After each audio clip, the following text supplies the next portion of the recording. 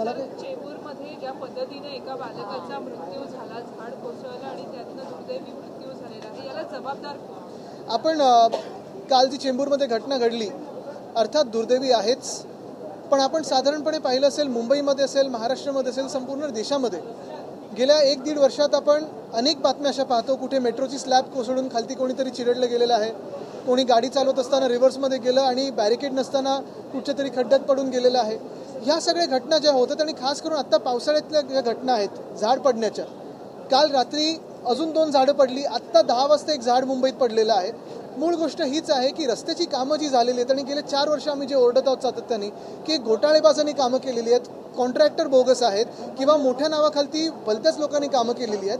जर झाडाच्या अवतीभोवती तुम्ही पूर्णपणे कॉन्क्रिटीकरण केलं, झाडाला मोकळा श्वास घ्यायला जागाच दिली नाही, त्याची मुळं ही देखील कॉन्क्रीटमध्ये आणली, तर दुर्दैवाने ह्या घटना ज्या काल परवाकडे घडलेल्या आहेत ह्या वाढत जातील.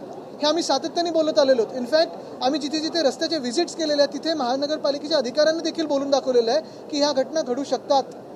पण जे मॉन्सून पूर्वीची कामं आहेत, मग त्याच्यात ट्रिमिंग असेल, कॉन्क्रीटनी पूर्ण मुळाच्या अवतीभोवती विळखा घातल्या नाही ना हे बघणं असेल किंवा पाणी साचणार नाही हे बघणं असेल, हे सगळं सोडून जसं मी सांगितलं की मुंबईच्या महापौर ह्या बांगलादेशमध्ये काय चाललंय, ढाक्यामध्ये काय चाललंय त्याच्यावरच जास्ती लक्ष आहेत, मुंबईच्या कामाकडे नाही आहे. खरं तर झाडं कापण्याची जबाबदारी पावसाळा आधीच मुंबई महानगरपालिकेची असते. अनेक दौरे केले गेले, ट्री ट्रिमिंगचं असेल, नालेसफाईचं असेल, अनेक आमदार सातत्याने बोलत आहेत, आम्ही देखील बोलत आहोत. आणि नुसतं ट्री ट्रिमिंग नाही तर जे कॉन्क्रिटीकरण झालेलं आहे, उठसूट सगळीकडे कॉन्क्रिटीकरण झालेलं आहे, मुळांच्या अवतीभोवती जेव्हा कॉन्क्रिटीकरण होतं तेव्हा ते झाड धोकादायक होतं. ह्या बेसिक कॉमन सेन्स आत्ताच्या शासनामध्ये नाही आहे. कॉन्क्रिटीकरणाचा मुद्दा एकनाथ शिंदे जेव्हा ते मुख्यमंत्री झाले होते पहिल्यांदा त्यांनी तो उपस्थित केला होता की आम्ही रस्ते कॉन्क्रिटीकरण करू, मात्र ते झाले नाहीये. उलट त्याचे रेपरकेशन दिसत आहेत. बेसिक गोष्ट अशी की त्यांचीच मुळं कुठच्या पक्षात आहेत ही खोलपर्यंत गेलीच नाही आहेत, नुसतं पैशांमध्ये बुडलेली आहेत. कॉन्ट्रॅक्टरांच्या पैशांमध्ये बुडलेली ह्यांची सगळी जी मुळं आहेत ती आता तुम्हाला दिसते की ती झाड त्यांचं नाजूक आहे, बाहेरून सपोर्ट घ्यायला लागतोय, बाहेरून त्यांना अजून बांबू लावून घ्यायला लागतो त्यांच्याच भाषेत.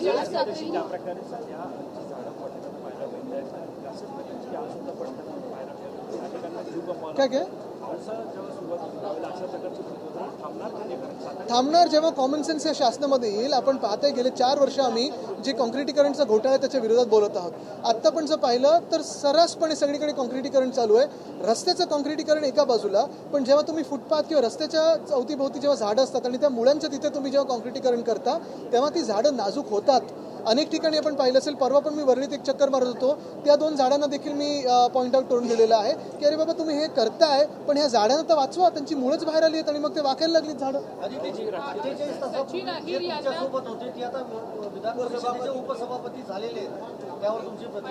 त्याच्यात प्रतिक्रिया काय, महत्वाची गोष्ट म्हणजे मिंदेंच्या पक्षामध्ये जे खूप इच्छुक होते, आता त्याच्यात कॅटेगरीज आहेत, ज्युनियर गद्दार कोण, सिनियर गद्दार कोण, सुपर सिनियर गद्दार कोण. आता मिंदेंच्या टोळीमध्ये जे कोणी पळून गेले होते ते आता विचारतात आम्हाला कधी काय मिळणार. पण परत एकदा मी तुम्हाला महत्त्वाच्या प्रश्नावर आणतो, हे सगळे जरी होत असेल तरी अनेक या राज्यामध्ये भाजपचे कार्यकर्ते आहेत, संघाचे कार्यकर्ते आहेत, त्यांनी आपलं पूर्ण जीवन भाजपला अर्पित करून टाकलं होतं. घरदार सोडून प्रचार करणं असेल, त्यांच्यासाठी निवडणुकीत काम करणं असेल, ते लोक भाजपची एवढी सत्ता असताना ह्या पदांवर कधी बसणार? म्हणजे आता तर 3ऱ्या पक्षातून आणले.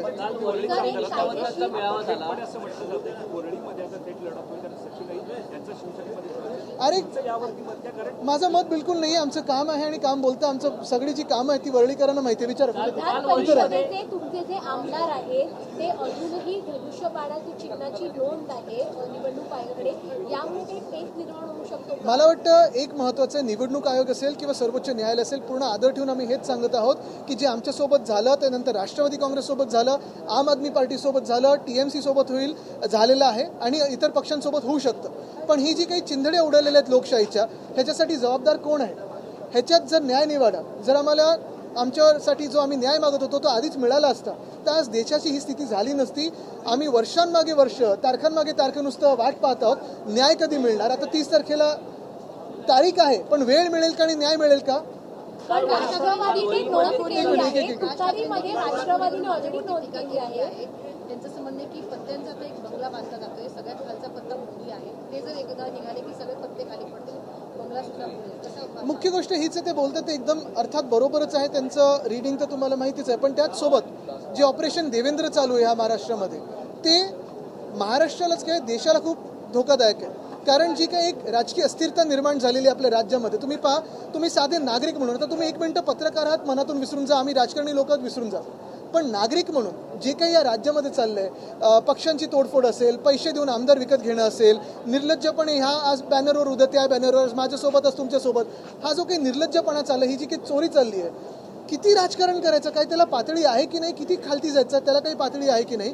आणि हे सगळं होत असताना देशाची आर्थिक स्थिती काय आहे, राज्याची आर्थिक स्थिती काय आहे, नोकऱ्या आहेत का, तुमचं जीवनमान सुधारतंय का, ह्याच्यावर कुठेही सरकार म्हणून, शासन म्हणून लक्ष नाही देणं. कालच जी घटना घडलेली आहे, एका 11 वर्षाचं मुलाचं जीव गेलेला आहे, पण कुठेही काही चर्चा नाही, नुसतं हंगामा करायचा, आमदार विकत घ्यायचे, पक्ष फोडायचे, हे घाणेरडं राजकारण मिंदेंच्या टोळीने असेल किंवा भाजपने सुरू केलेलं आहे. कुठे ना कुठेतरी ह्याच्यावर आपल्याला विचार करण्याची वेळ आली. सगळं प्रकरण सुप्रीम कोर्टामध्ये गेलेलं होतं. आता सचिन आई तुमच्या चिन्हावर निवडून आले होते. आता हे प्रकरण पुन्हा कोर्टात जाणार का? त्याला जोडूनच तुम्ही कोर्टात आता 30 तारखेची वेळ तर बघा. आता थोडी वळीमध्ये काल तुमच्या सेनेचा मेळावा पार पडला. सुनील शिंदे होते, किशोरी पेडणेकर होत्या, जवळपास 500 अधिक कार्यकर्ते होते. पण काही कार्यकर्ते सचिन अहिरेंसोबत जातील देखील असं बोललं जातंय. कसं तुम्ही पुनर्बांधणी वळीची करणार? अरे बोललं जातं, त्याच्यावर आमचे लक्ष नाहीये.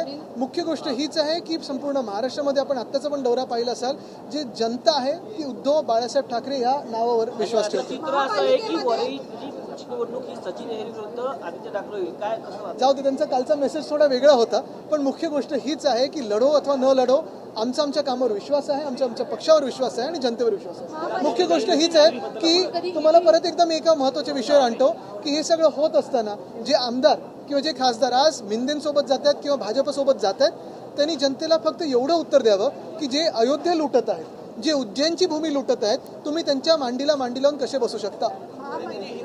आदित्यजी हे इंग्लिश पण आत्ताच विचारा, नंतर बाहेर नको. आदित्यजी महापालिकेमध्ये आणखीन एक भ्रष्टाचार समोर आलेला आहे. ट्रॅश बूम प्रणालीमध्ये घोटाळा होत असल्याचं समोर आलेलं आहे. जो समुद्रकिनारी ढीग असतो त्यामध्ये अधिकारी आणि जे कर्मचारी आहेत मोठ्या प्रमाणामध्ये भ्रष्टाचार करत असल्याचं समोर आलं. भ्रष्टाचाराची अनेक प्रकरणं आम्ही लोकांसमोर आणलेली आहेत, पण ह्या शासनामध्ये जर भ्रष्टाचार तुम्ही केला, भाजपच्या सत्तेत जर तुम्ही भ्रष्टाचार केला, तर तुम्हाला मंत्री बनायला किंवा मुख्यमंत्री बनायला अधिकची संधी असते. तर त्या अधिकाऱ्यांनी लवकरात लवकर भाजपाच्या वॉशिंग मशीनमध्ये ॲप्लिकेशन द्यावं.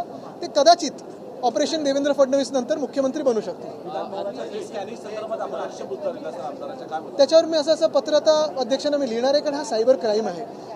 आमदारांचं स्वतःचं फेशियल रेकग्निशनसाठी कुठेही कन्सेंट न घेता तुम्ही आमचं फेसेस म्हणजे आमचे चेहरे वापरलेले आहात, त्याच्यावरनं फेशियल रेकग्निशन करतात. पण उद्या जर ह्याचा डीप फेक झाला किंवा कोणाचा बँक अकाउंट किंवा कोणाचा फोन हॅक झाला, तर ह्याला जबाबदार कोण असतील? अध्यक्ष असतील का, ज्यांनी निर्णय घेतला, की कुठच्या कंपनीकडे आहे, फायरवॉल काय लावले तुम्ही, पासकोड काय लावले, सिक्युरिटी काय? ह्याच्यावर खरं तर हे सायबर क्राईम आहे मोठं.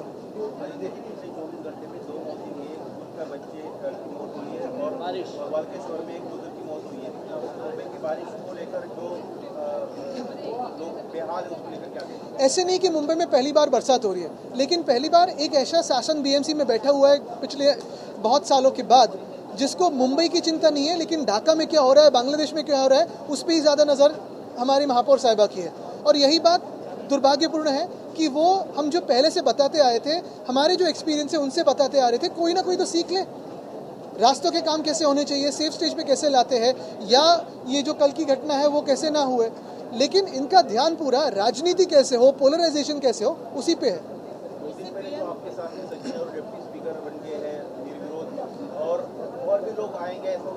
बिल्कुल, जिसको जिसको भाजपा का अयोध्या की लूट और उज्जैन की जो भूमि की लूट है वो मान्य है, वो भाजपा और मिंदे के साथ जाए, क्योंकि जो हिंदुत्व के खिलाफ है वही तो भाजपा के साथ आज जा रहा है. क्या आप सोच सकते हैं कि रामलला के मंदिर में कभी भ्रष्टाचार हो सकता था? लेकिन जो भाजपा ने और संघ ने जो लोग बिठाए उन्होंने तो भ्रष्टाचार किया है. क्या आप सोच सकते थे कि मध्य प्रदेश के मुख्यमंत्री स्वयं वहाँ की भूमि की लूट कर सकते थे? लेकिन उन्होंने तो की है, ये तो मीडिया ने सामने लाया. तो जिन को जो हिंदू विरोधी है वही भाजपा के साथ जा सकता है और मिंदे के साथ जा सकता है.